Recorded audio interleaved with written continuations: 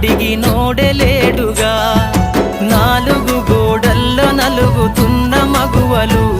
ఈ సమాజంలో లెక్కలేని చావులెందరో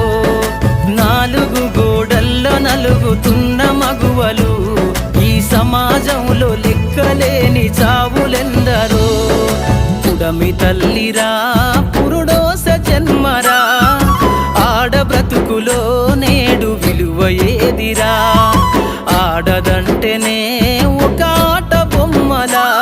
మృగాల వేటలోన నేడు నలిగిపోయేరా